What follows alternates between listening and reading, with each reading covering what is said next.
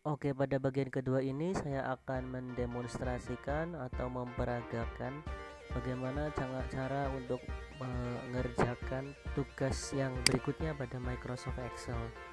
Akan tetapi supaya kita lebih terfokuskan tentang apa yang harus dipelajari dan kompetensi apa yang harus dikuasai, saya kembali mengingatkan untuk bagian slide-nya. Baik yang pertama, kedua maupun yang ketiga, kompetensinya adalah sebagai berikut. Yang pertama, mampu membuat judul sesuai dengan contoh. Ini ada pada tugas dan latihan yang pertama. Kemudian membuat judul tabel sesuai dengan contohnya. Contohnya tadi sudah didemonstrasikan juga pada bagian yang pertama, menggunakan format wrap stack. Kemudian membuat perhitungan sederhana dengan formula matematis. Kemudian penomoran secara otomatis, dan yang berikutnya adalah melakukan perhitungan dengan logika. Nah, perhitungan logika ada di latihan yang kedua ini. Perhitungan logika yang mau kita praktekkan ada dua jenis, yaitu perhitungan logika yang menggunakan if dan perhitungan logika yang menggunakan tabel yang terpisah, ya, dengan menggunakan fungsi HLOOKUP ataupun VLOOKUP. Untuk langkah-langkahnya seperti biasa, bahan itu sudah dipersiapkan. Anda tinggal mengisikan beberapa rank atau sel yang sudah ditandai dengan tanda tanya ini, diisi dengan formula atau dengan menginputkan rumus-rumus yang tersedia. Tabel pertama, kemudian tabel yang kedua ini akan dijadikan referensi untuk mengisikan tanda tanya yang ada di tabel yang pertama berdasarkan petunjuk yang sudah disediakan. Ada petunjuknya. Oke, langsung saja untuk mengisi tabel yang pertama pada kolom gaji pokok.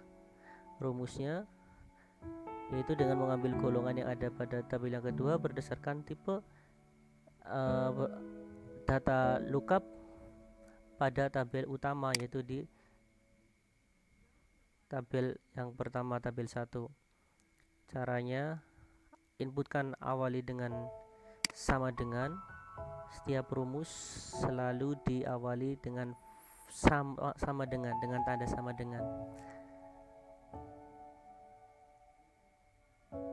Kemudian untuk mengambil datanya, kita akan mempraktekannya dengan VLOOKUP. VLOOKUP itu kawannya HLOOKUP. Kapan kita harus menggunakan VLOOKUP dan HLOOKUP? Yang membedakan V itu untuk vertikal, H itu untuk horizontal. Jadi kalau datanya mendatar, misalnya ini headernya adalah gaji pokok, kemudian datanya ke bawah, berarti vertikal. Sedangkan kalau misalnya gaji pokoknya di sebelah kiri, kemudian datanya sebelah kanan 700, 800 dan seterusnya menggeser ke kanan, itu nanti kita akan menggunakan HLOOKUP. Sekarang karena vertikal ke bawah, kita gunakan VLOOKUP. Kemudian setelah kita ketikkan VLOOKUP, di rumus sudah ada hintnya sebenarnya, kurung buka, terus kemudian lookup value. Kita mau mengambil berdasarkan apa? Gaji pokok itu berarti berdasarkan golongan. Kita klik kolom sel gaji pokoknya, kemudian tanda hubung. Setelah itu tabel array. Tabel array ini kita rank, ya, tabelnya. Kemudian dilanjutkan dengan tanda hubung, yaitu titik koma, kemudian kolom indeks. Yang dimaksud dengan kolom index number adalah nomor di mana kita akan mengambil data itu, mulai dari kolom yang keberapa, ya. Kalau di contoh berarti perhitungannya adalah nomor 2, ya, karena 700 ini ada di kolom yang kedua. Jadi di rumus kita masukkan, kita inputkan angka 2, kemudian kurung tutup dan enter. Oke, kita bisa lihat angka 1 juta golongan 4 ini berdasarkan tabel yang kedua, golongan 4 1 juta. Kemudian kita tinggal copy fungsi saja. Golongan 2 800, golongan 4 1 juta, golongan 1 yang seharusnya 700 kok di sini NA. Kalau di tabel klik lihat, ternyata tabelnya bergeser. Nah, ini yang sempat disinggung di latihan pertama, mengcopy rumus. Kalau di copy fungsinya kita tarik ke bawah, maka alamat sel akan mengikuti kecuali harus diabsolutkan. Nah, cara untuk melakukan absolut adalah dengan menambahkan tanda dolar pada depan barisnya atau depan kolomnya. Fungsinya adalah supaya ketika kita melakukan copy rumus, tabel asal atau alamat asal itu tidak bergeser. Ya, semuanya dikasih tanda dolar. Nah, kalau sudah seperti ini tinggal di copy saja, maka tidak ada yang NA karena tabelnya tidak bergeser pada tabel yang kedua. Oke, saya ulangi lagi. Ini saya hapus terlebih dahulu. Kalau tadi cara manual untuk absolute dengan menambahkan tanda dolar, sekarang kita akan coba lagi VLOOKUP yang kita inputkan, kurung buka, lookup value-nya pada sel C5 yaitu pada golongan tabel utama. Kemudian tabel array-nya kita buat rank. Nah, kemudian saya menekan F4, shift F4.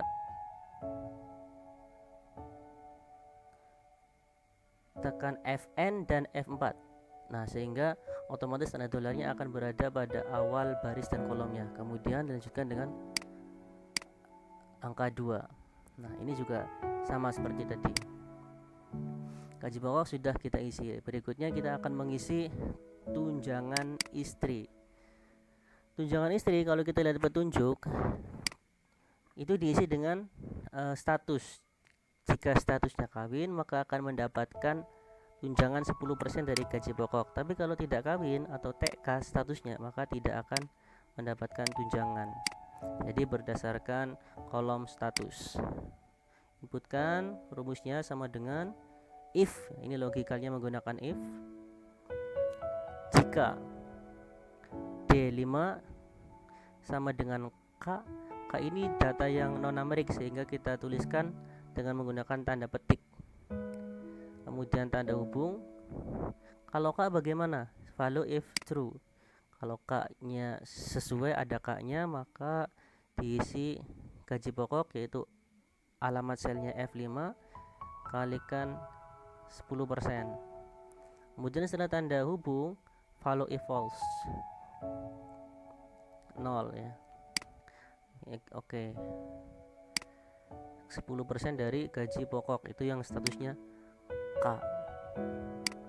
Kalau sudah satu dapat, kita kembali copy fungsi. Oke, kita cek lagi yang TK itu tidak mendapatkan tunjangan, yang statusnya K mendapatkan tunjangan. Makanya kalau pengen dapat tunjangan segeralah punya.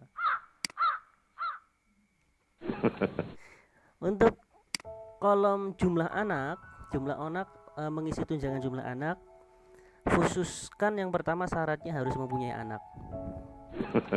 Jika anaknya sama dengan atau kurang dari 2, maka akan dapat 5% dari gaji pokok dikalikan sejumlah anaknya. Tetapi kalau jumlah anaknya lebih dari 3, maka dapat tunjangan tetapi hanya 15% kali jumlah maksimal anaknya yaitu 2. Sebab tunjangan anak maksimal 2 anak saja. Kalau lebih ya tetap dihitung 2 anaknya 3, dianggap 2 anaknya 4, 5 dan seterusnya akan hanya mendapatkan tunjangan anak 2 orang anak saja. Nah, rumusnya bagaimana? Kita tuliskan sama dengan if kurung buka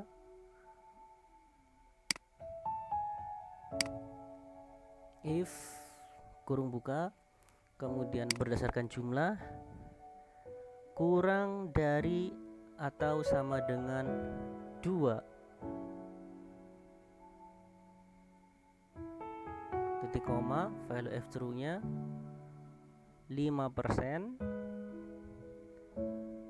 dikalikan dengan gaji pokok dikalikan jumlah anaknya. Jumlah anak alamat selnya ada di E5. Kemudian tanda hubung value if true nya.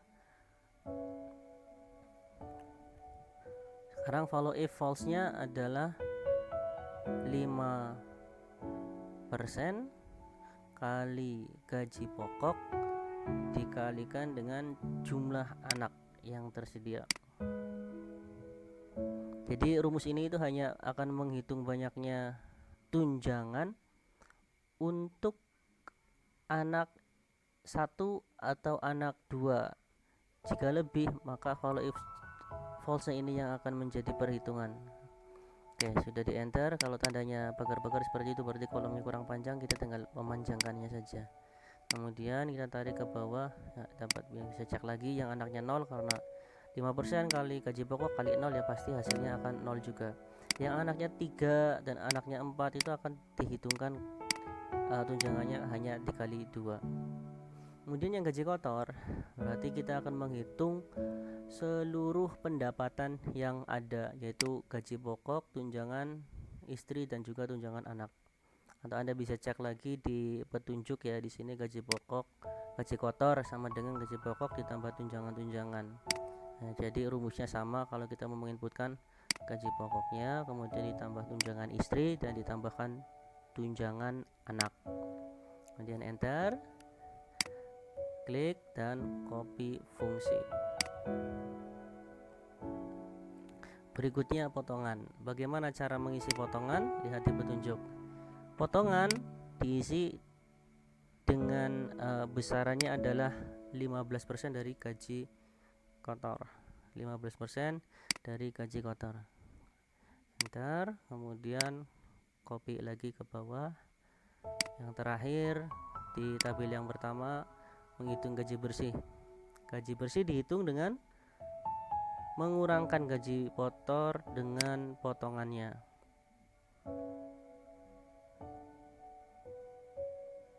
Sama dengan alamat sel di gaji kotor kita klik, kemudian operator matematikanya adalah dikurangi potongan. Oke, dapat, kemudian kita copy fungsi. Untuk baris yang paling bawah jumlah, kita hanya tinggal menjumlahkannya saja. Untuk jumlah anak tidak perlu. Gaji pokok yang dikeluarkan, sum, seleksi, kurung tutup, enter. Sama di sana juga, tapi kita bisa menggunakan copy fungsi ke kanan. Ada yang tanda pagar, kita lebarkan lagi. Ya, tabel pertama sudah selesai kita isi ya. Selanjutnya format, jangan lupa ya. Untuk numbernya kita pilih accounting dengan simbol rupiah dan desimalnya 0 supaya tampil rupiahnya semua.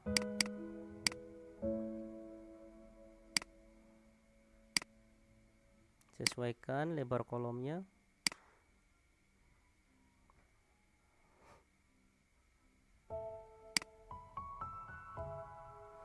Ada satu lagi tabel yang bisa kita isi, ada di paling bawah, itu untuk menghitung jumlah pegawai yang kawin. Jumlah pegawai yang kawin berarti yang statusnya K. Yang K-nya ada berapa? Kalau datanya hanya 11 seperti ini ya, kita bisa menghitungnya secara manual. Akan jadi masalah jika datanya sudah banyak, puluhan, ratusan, bahkan ribuan. Tidak mungkin kita menghitung satu persatu, atau bisa menghitung bersatu persatu, akan tetapi akan membutuhkan waktu yang sangat tidak efektif. Sehingga gunakan rumus. Untuk menghitung kita menggunakan count. Count itu ada beberapa jenis ya, ada count saja, atau count A, kemudian ada lagi count if ya. Tergantung mana yang dibutuhkan. Karena kita akan menghitung dengan logika syarat tertentu, ada kriteria tertentu, kita gunakan count if.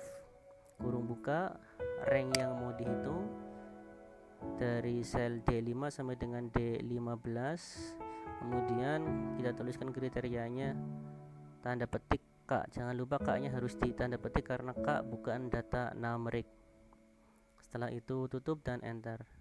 Nah, yang kita temukan di sini ada simbol Rp-nya.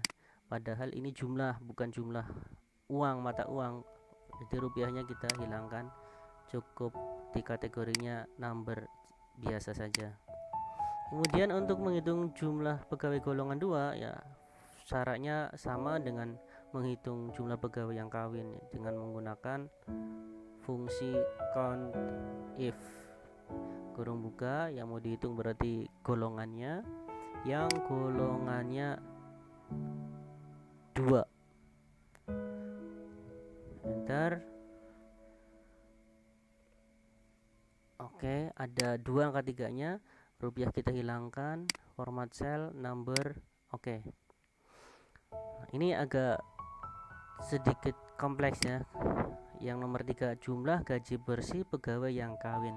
Jadi yang pertama kita menghitung dulu berdasarkan kondisi pegawainya sudah kawin atau belum. Kemudian kalau sudah kita ketahui kawin atau tidaknya, baru kita hitung gaji bersih mereka, hanya yang statusnya K saja.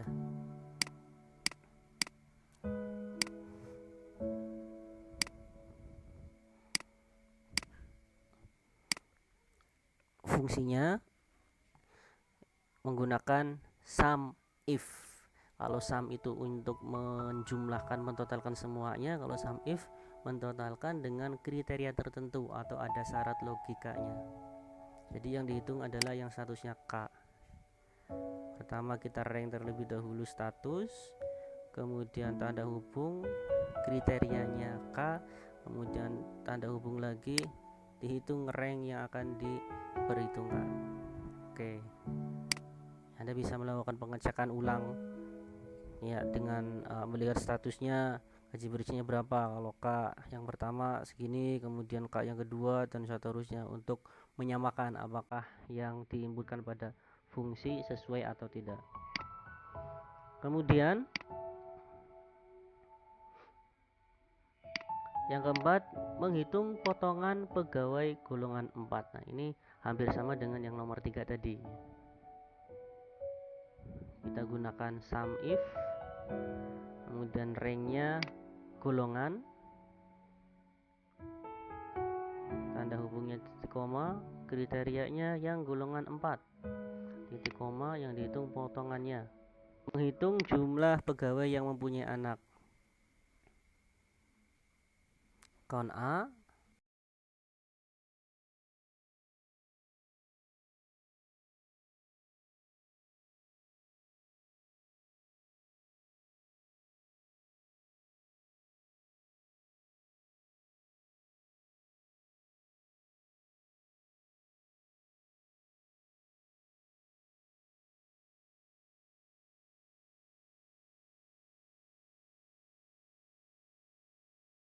yang kriterianya 0. Nah, dengan data seperti ini kita dapat mengetahui jumlah seluruh pegawai dikurangi pegawai yang tidak memiliki anak sama dengan pegawai yang mempunyai anak. Kurang lebih seperti itu.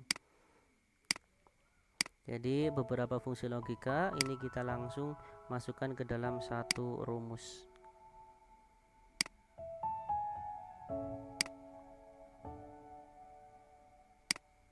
Sama dengan count A dari rank yang ada pada E5 sampai E15, jumlah tersebut akan dikurangi dengan count if ranknya yang kriterianya adalah 0.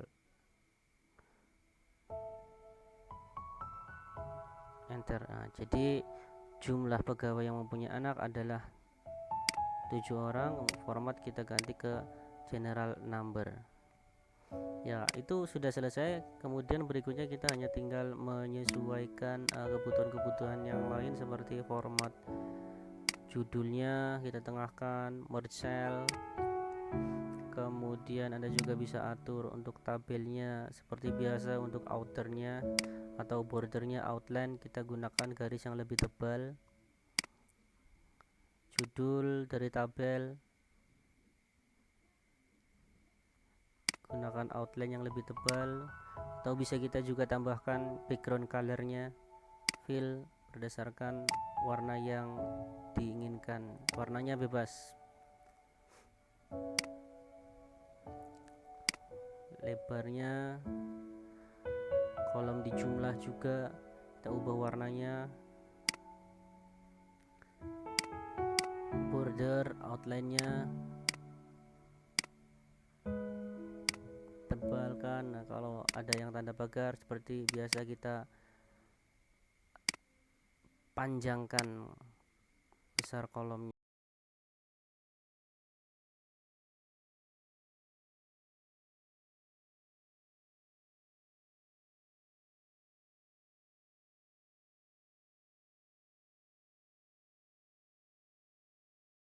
bisa Anda tentukan sendiri untuk secara garis besarnya cara mengerjakan tugas latihan yang kedua di Microsoft Excel seperti ini. Ada pertanyaan silakan kita bisa diskusikan di komentar atau di forum yang sudah disediakan.